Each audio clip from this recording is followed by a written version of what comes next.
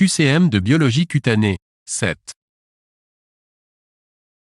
L'hypoderme est A. La couche superficielle de la peau. B. La couche tissulaire la plus profonde de la peau.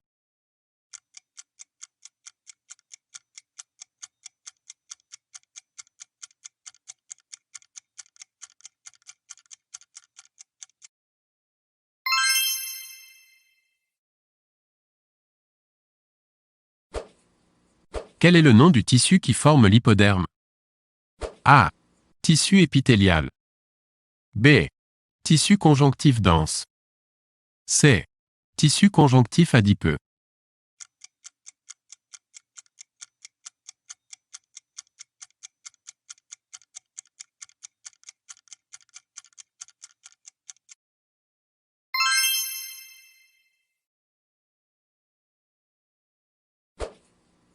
Les cellules qui prédominent dans l'hypoderme sont A.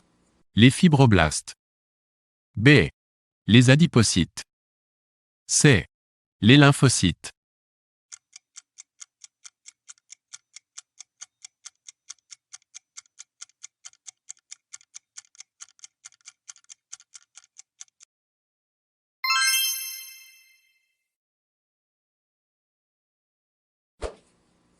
Le rôle des adipocytes est A. De stocker les lipides pour constituer des réserves d'énergie. B. De provoquer la cellulite. C. De synthétiser des mélanines au niveau de l'hypoderme.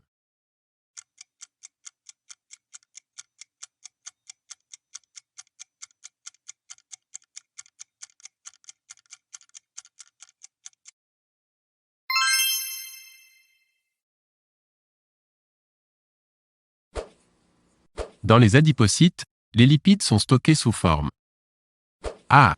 De glycogène. B. D'amidon. C. De triglycérides.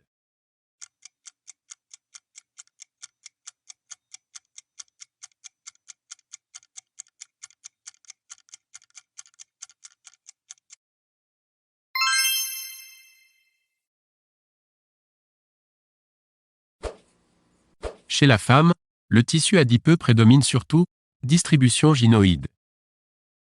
A. Au niveau des hanches. B. Au niveau de l'abdomen. C. Au niveau des cuisses. D. Au niveau des fesses.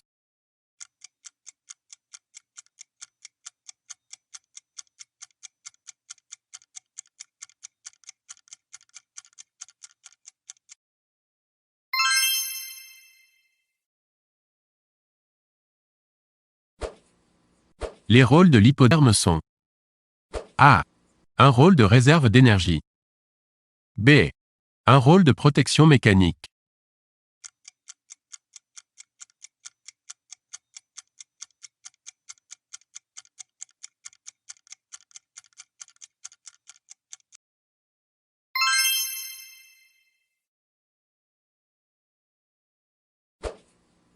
La vascularisation cutanée siège surtout dans A. L'épiderme. B. Le derme. C. L'hypoderme.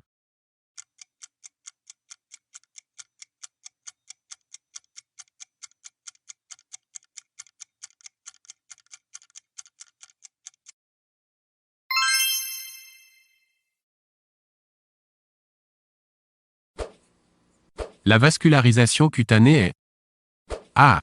L'ensemble des nerfs présents au niveau de la peau. B. L'ensemble des vaisseaux sanguins et lymphatiques présents au niveau de la peau.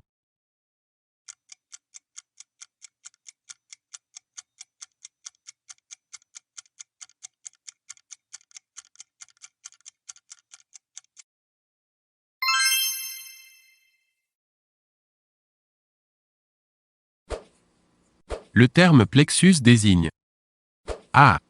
Un gros vaisseau sanguin. B. Un gros nerf. C. Un entrelacement des ais ou de nerfs.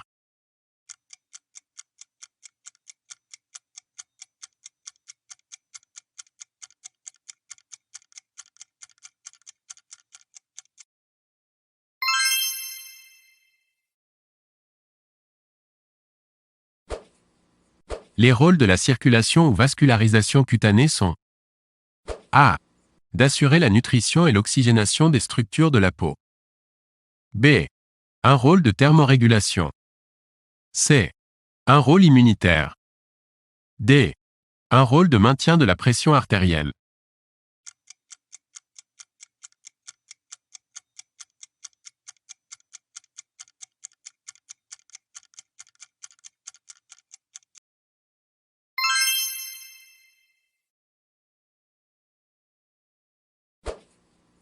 Les artères sont les vaisseaux. A.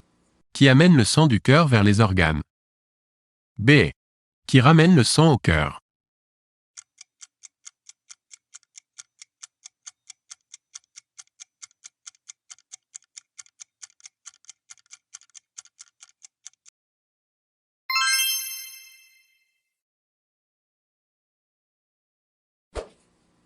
Les veines sont les vaisseaux. A. Qui amènent le sang du cœur vers les organes. B. Qui ramènent le sang au cœur.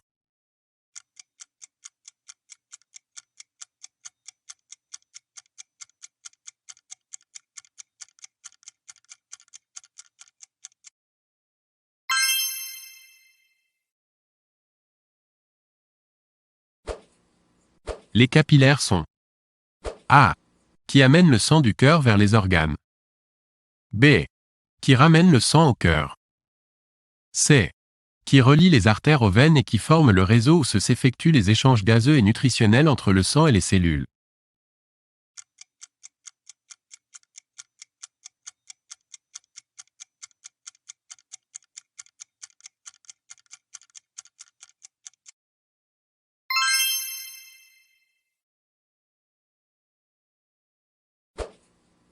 L'innervation cutanée est A.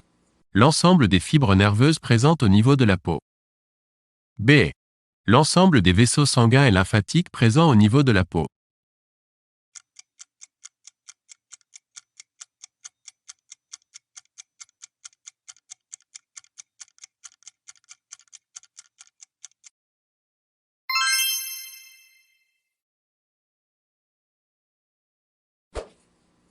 Les sensations que la peau peut détecter sont A.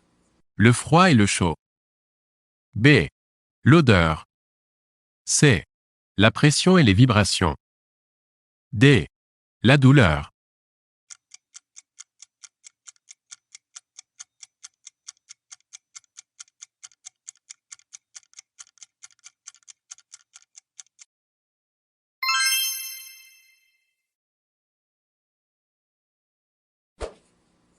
Les corpuscules de Messner sont sensibles. A.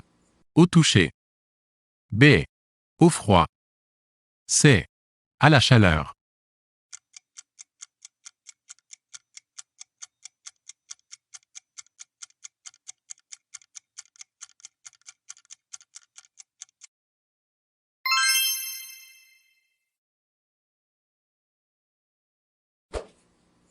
Les corpuscules de Ruffini sont sensibles. A. Au froid. B. À la chaleur. C. À la pression et aux vibrations.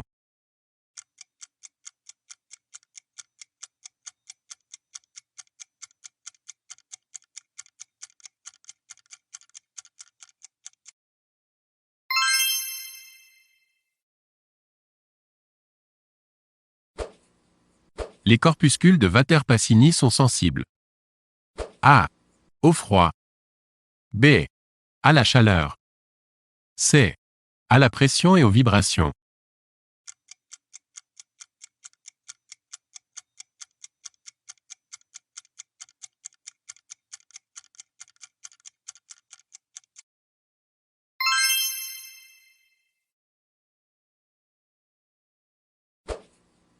Les corpuscules de Krause sont sensibles.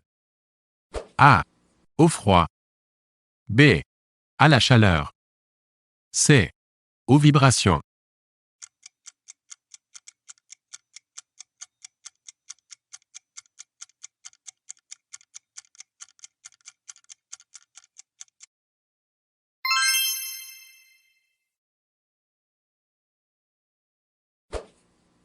Les récepteurs sensoriels qui réagissent aux stimulations thermiques, chaud et froid, sont nommés.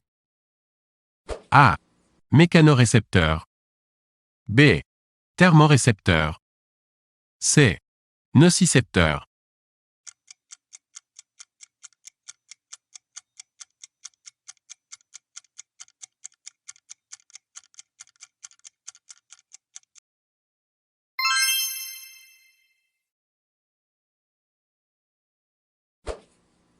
Les récepteurs sensoriels qui réagissent à la douleur sont nommés.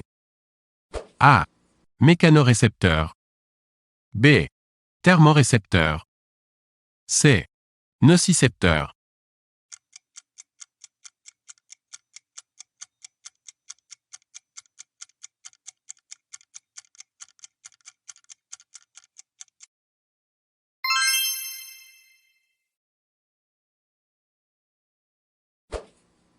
Les éléments qui constituent l'appareil pilosébacé sont A. Le follicule pileux. B. Les glandes sudoripares écrines. C. Les glandes sébacées. D. Les glandes sudoripares apocrines.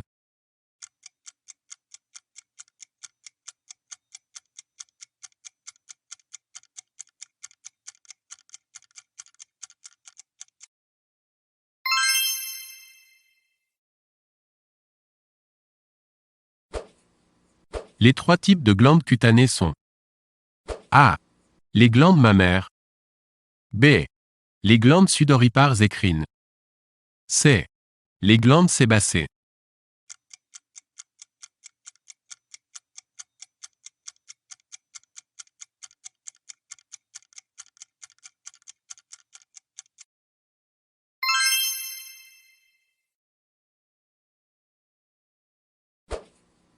Les trois couches de cellules qui forment la tige pilaire sont A.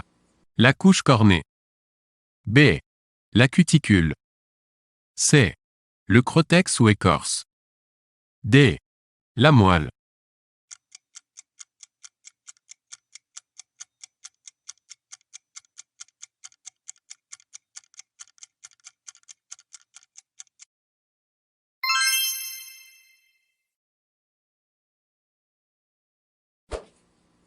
Les régions dépourvues de poils sont nommées A. Région dépoilée. B. Région glabre. C. Région à poilus.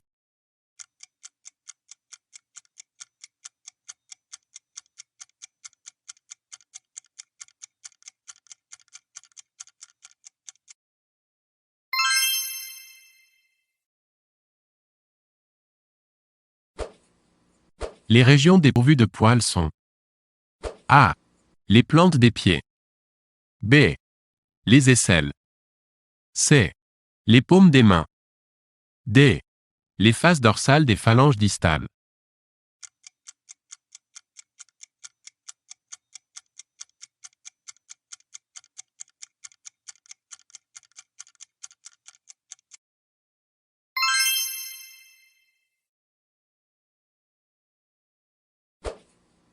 Les rôles des poils sont A. Un rôle de protection mécanique. B. Un rôle sensoriel tactile. C. Un rôle de protection thermique.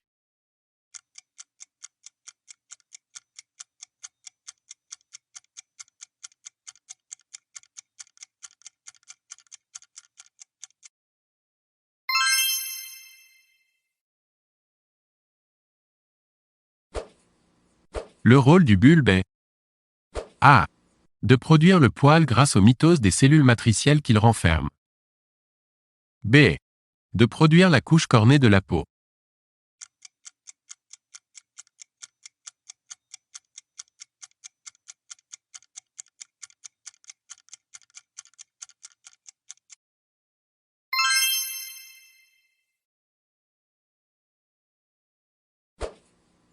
La croissance des poils et le développement de la pilosité est sous le contrôle A.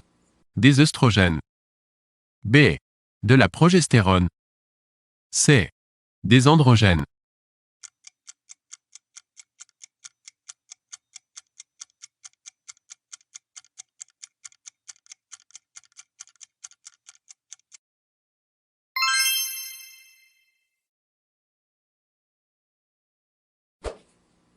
Les trois phases d'un cycle pilaire sont A. L'anagène. B. La télophase. C. La catagène. D. La téélogène.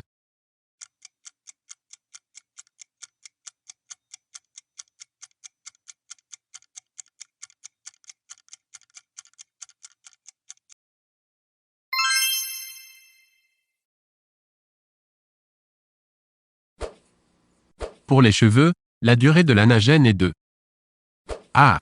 0 à 2 ans. B. 2 à 4 ans. C. 4 à 10 ans.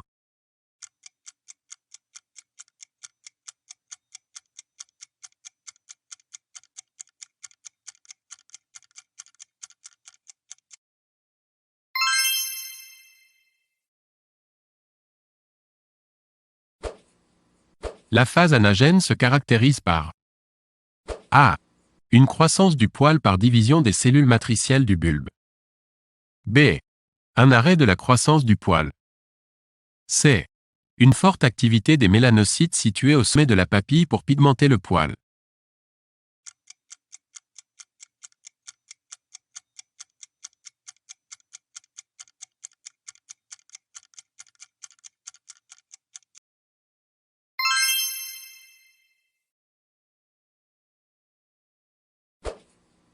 Pour les cheveux, la durée de la catagène est A. 0 à 2 semaines. B. 2 à 4 semaines. C. 4 à 10 semaines.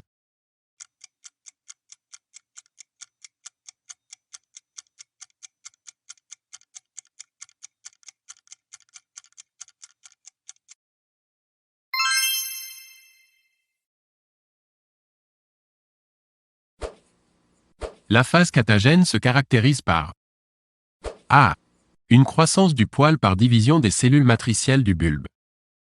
B. Un arrêt de la pousse du poil. C. Un arrêt de l'activité des mélanocytes situés dans le bulbe. D. Un détachement du bulbe de sa papille.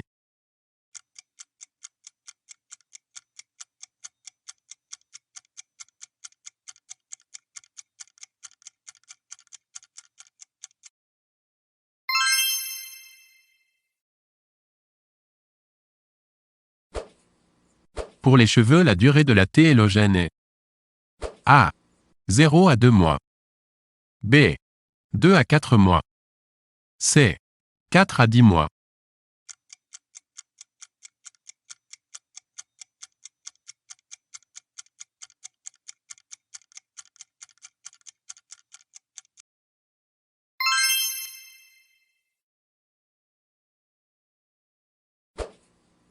La phase téélogène se caractérise par A. La chute et l'élimination du poil mort. B. Naissance d'un nouveau poil qui entre en phase anagène. C. Arrêt de l'activité des mélanocytes situés dans le bulbe.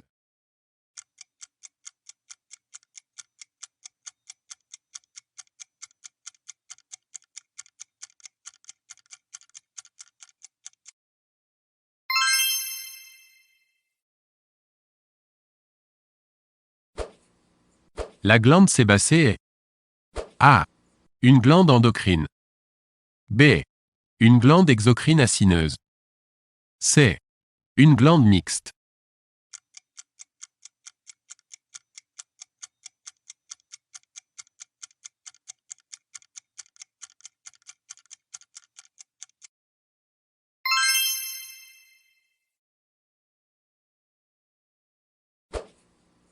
Le produit de sécrétion de la glande sébacée est A.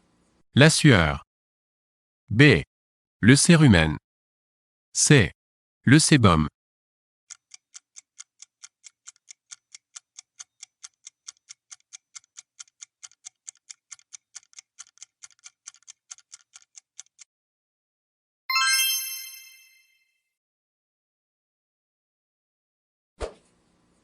Les régions dépourvues des glandes sébacées sont A. Les paumes des mains. B. Les aisselles. C. Les plantes des pieds.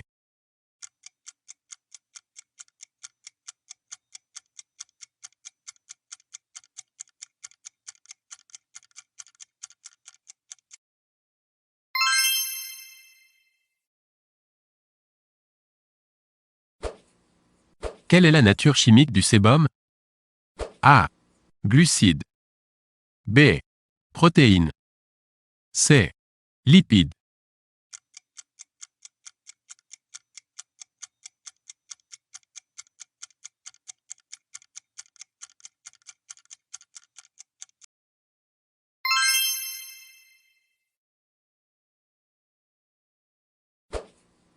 Quelles sont les substances présentes dans le sébum?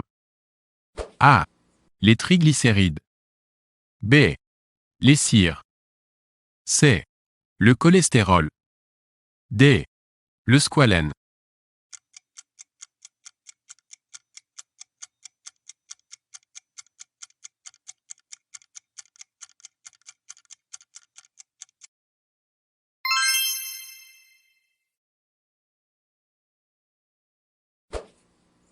Le fonctionnement des glandes sébacées est sous le contrôle des hormones. A. œstrogène. B. Androgène, hormone mâle. C. Progestérone.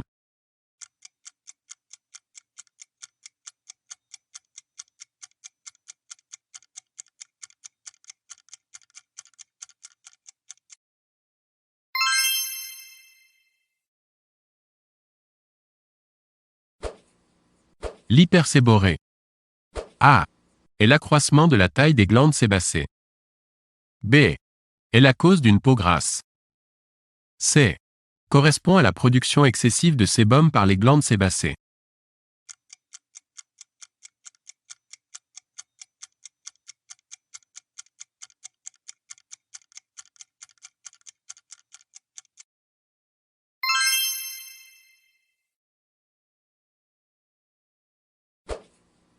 La glande sudoripare apocrine est A. Une glande endocrine. B. Une glande mixte. C. Une glande exocrine tubuleuse.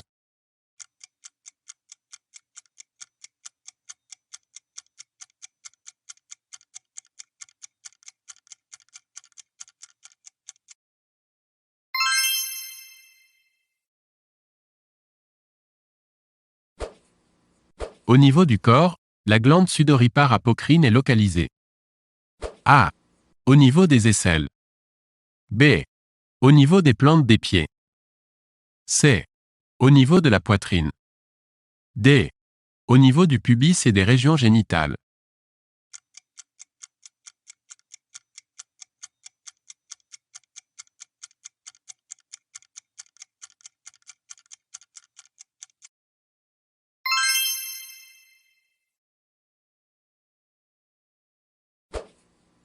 Le produit de sécrétion de la glande sudoripare apocrine. A. Est une substance visqueuse riche en lipides. B. Est une substance riche en glucides. C. A un rôle de véhicule des messages olfactifs, odeurs, spécifiques à chaque individu.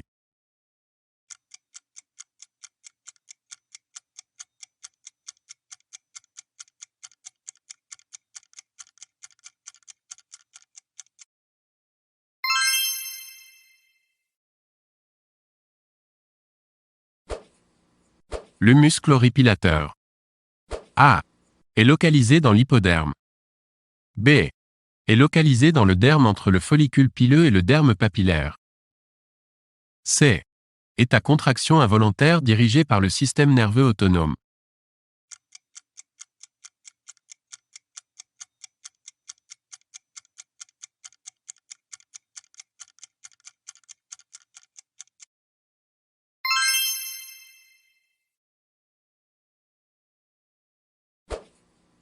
La glande sudoripare écrine est A.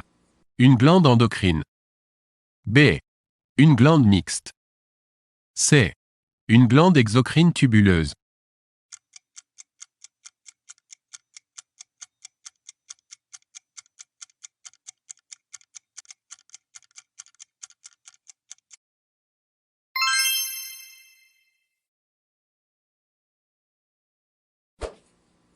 Au niveau du corps, la glande sudoripare écrine est localisée. A. Au niveau des aisselles. B. Au niveau des plantes des pieds. C. Sur toute la surface de la peau. D. Au niveau du pubis et des régions génitales.